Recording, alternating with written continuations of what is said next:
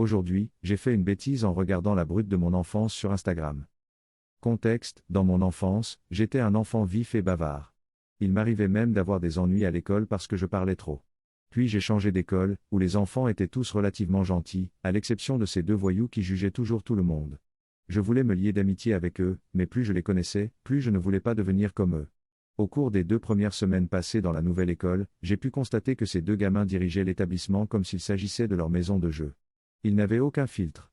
Ils avaient toujours quelque chose à dire, et assez rapidement, ils m'ont insulté sans relâche, de mon apparence à mes intérêts pour les jeux vidéo, en passant par la façon dont je pratiquais le sport de façon inepte. Ce ne sont pas les brutes habituelles qui sont idiotes et ont recours à la violence, pas une seule fois ils ne m'ont donné un coup de poing. Ils étaient vraiment méchants et toxiques, mais aussi intelligents. À un jeune âge, ils étaient très doués pour articuler des répliques. C'était humiliant et impressionnant à la fois. Je méprisais cela, et eux aussi. Cela n'a l'air de rien, mais j'étais un enfant. J'étais un tendre. Je laissais ce que les autres me disaient dicter mon comportement. Je suis passé de bavard à muet parce que j'avais peur de leurs répliques. J'ai payé le prix de cette faiblesse. En conséquence, mon estime de soi s'est effondrée. Cela s'est passé de la 3e à la 12e année. Aujourd'hui, j'ai une vingtaine d'années. À l'université, pas d'amis, littéralement zéro, pas de petit ami, je n'en ai jamais eu, des résultats médiocres pour ma spécialité et pas de vie. Je me contente d'aller en cours et de rentrer chez moi. J'ai finalement acquis assez de confiance en moi pour créer un compte Instagram et je découvre qu'un des tyrans a environ 2300 followers.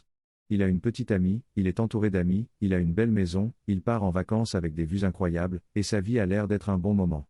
Je sais qu'on ne peut pas juger la vie de quelqu'un avec ses réseaux sociaux, mais le fait qu'il ait des tonnes d'amis et une petite amie l'emporte automatiquement sur ma vie. Je ne peux m'empêcher d'être heureuse pour lui au fond de moi et de l'envier. Je me sens mal à l'estomac. Trop long. Je n'ai pas lu. J'ai regardé l'Instagram de ma brute d'enfance et j'ai découvert que sa vie est tellement plus amusante, intéressante et meilleure que la mienne. J'ai l'impression de ne pas vivre pleinement ma vie.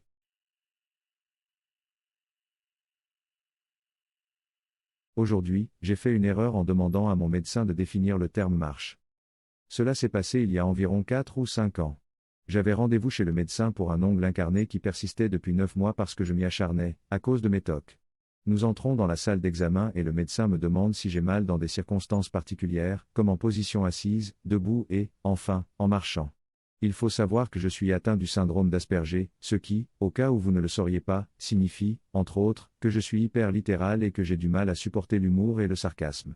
Cette histoire est un exemple de ce que j'appelle affectueusement l'incompétence induite par le syndrome d'Asperger. Lorsque le médecin m'a demandé si j'avais mal en marchant, je lui ai répondu définir la marche. Ce que je voulais dire dans ma tête, c'était ce que vous voulez dire marcher sur un sol plat, monter les escaliers, monter une rampe, etc., mais hélas, ce n'est pas ce qui est ressorti. Mon médecin, avec ses mauvaises manières, a décidé d'ouvrir la porte de la salle d'examen, de sortir dans le couloir, de marcher jusqu'au bout du couloir, de revenir dans la salle d'examen, de fermer la porte, de montrer le couloir du doigt et de dire ça. J'ai éclaté de rire, essayant désespérément de lui expliquer ce que je voulais dire. Trop long. Je n'ai pas lu, en raison de mon syndrome d'Asperger, j'ai demandé à mon médecin de définir la marche, me ridiculisant complètement.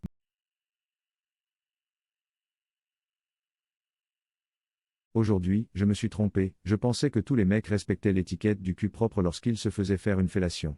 Je vois un gars dans mon immeuble pour lui donner une fellation occasionnelle quand il est d'humeur, mais les femmes qu'il fréquente occasionnellement sont toutes indisponibles. Ce n'est que du plaisir et des jeux. Rien de sérieux. J'y vais, je me mets à genoux et nous repartons tous les deux heureux. Aujourd'hui, alors qu'il lui faisait un service très négligé, il a décidé de se mettre à califourchon sur mon visage et de me faire lécher son cul. Je veux dire que je l'ai fait 1 ou 2 fois. Ce n'est pas mon premier ou mon deuxième choix sur le menu. Mais il avait l'air d'en avoir vraiment envie, et j'ai pensé que cela le distrairait de son envie de me faire l'anus, car il était passé furtivement de la pression sur mes fesses au doigtage de mes fesses pendant la fellation. Je n'étais pas prête pour l'anal. Je l'ai donc laissé s'accroupir au-dessus de mon visage et y planter carrément sa raie des fesses. Je supposais que tous les hommes respectaient l'étiquette du cul propre lorsqu'ils recevaient une fellation.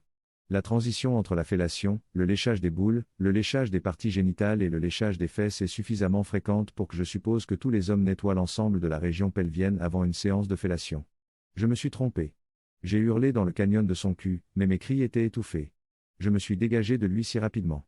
Je ne voulais pas le regarder. Je ne voulais pas en parler. J'ai vu sa culotte blanche sur le sol quand je suis parti, en regardant vers le bas pour éviter tout contact visuel, et j'ai remarqué les traces de dérapage. Cette vue m'a fait vomir un peu de bile acide dans la bouche. Pour couronner le tout, en retournant à mon unité, j'ai dû porter un masque dans l'ascenseur, ce qui n'a fait qu'amplifier l'odeur de son cul malpropre. C'était un non pour moi. 0 sur 10. À ne pas recommander. Trop long. Je n'ai pas lu. Je pensais que tous les hommes respectaient l'étiquette du cul propre lorsqu'ils obligeaient leur partenaire à leur lécher les fesses. Je me trompais. Mise à jour 1, je ne supporte pas la maladresse et j'ai été assez impoli en m'enfuyant. Je lui ai envoyé un message pour m'excuser et j'ai précisé qu'il s'agissait d'un problème d'hygiène, ce dont il a prétendu ne pas être au courant. Comment ? Quoi qu'il en soit, je lui ai dit que ce n'était pas mon plat préféré sur le menu, mais que j'étais prêt à le faire s'il nettoyait bien. Il s'est avéré qu'il voulait surtout me manger, mais qu'il pensait ne pouvoir le faire que s'il me laissait le faire d'abord. Je lui ai précisé qu'il pouvait se sentir libre de manger mon trou du cul et de me doiter autant qu'il le voulait. Je ne ressens pas le besoin ou l'envie de lui rendre l'appareil. Pas d'analité pour l'instant. Communication et amitié rétablie. Mise à jour 2, de plus, tous ces messages de chat m'appelant par des noms désobligeants sont stupides. Vous ne me connaissez pas. Soyez gentil avec les autres. Merci.